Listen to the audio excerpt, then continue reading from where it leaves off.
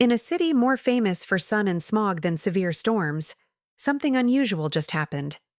Los Angeles was placed under a severe thunderstorm watch for the first time in 17 years. Winds up to 60 mph, possible tornadoes, flash floods, and mudslide threats, and all in mid-October. What forced this rare weather alert?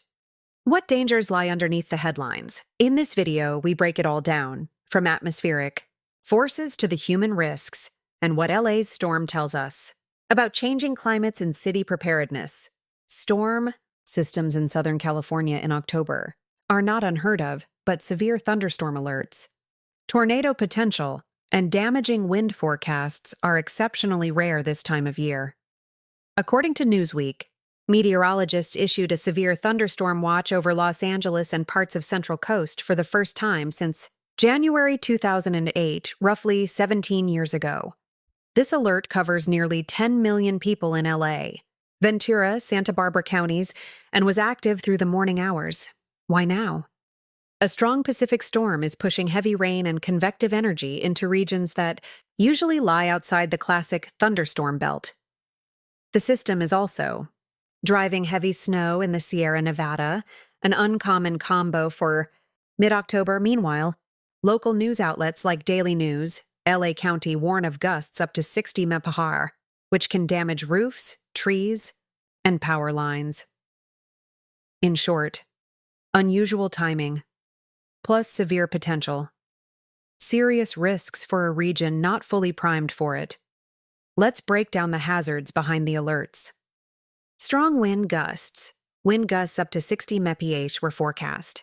Such winds can uproot trees, damage roofs and siding, and knock down power lines. In LA, where palm trees, hillsides, and older infrastructure coexist, those gusts are no joke.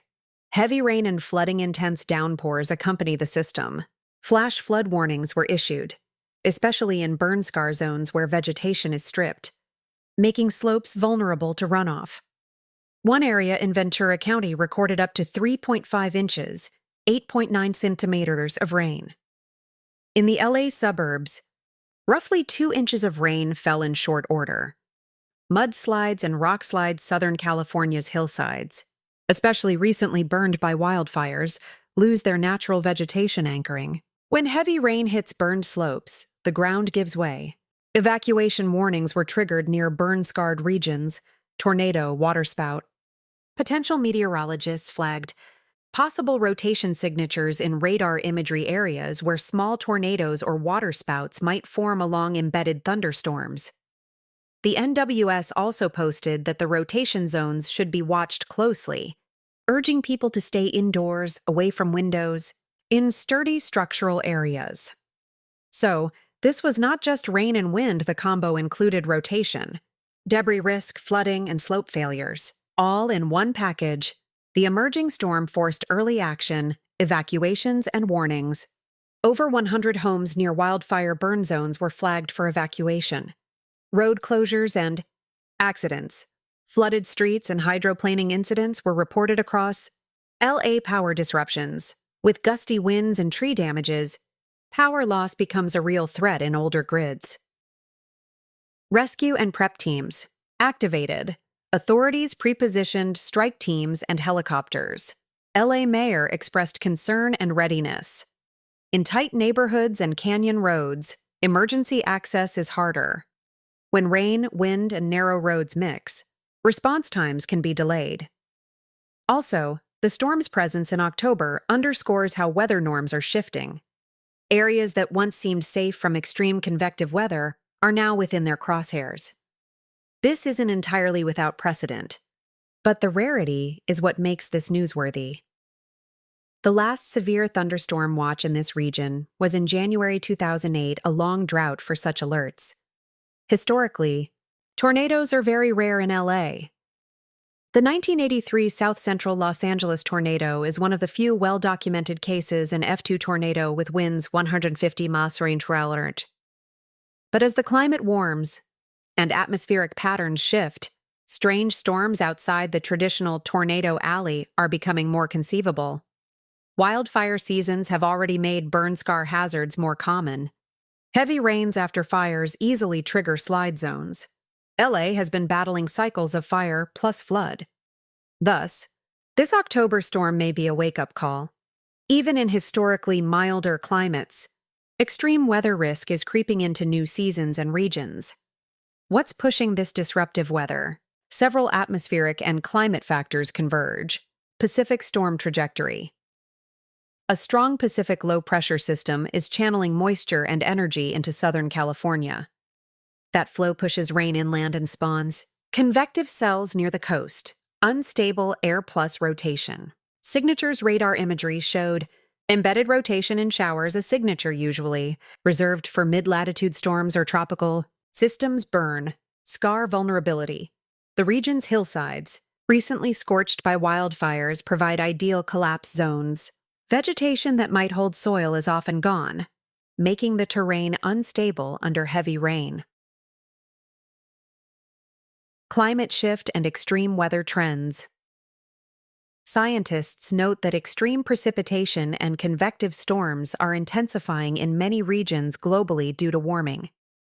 While LA hasn't been known for tornado risk, the shifting norms allow once rare events to slip into the unusual category.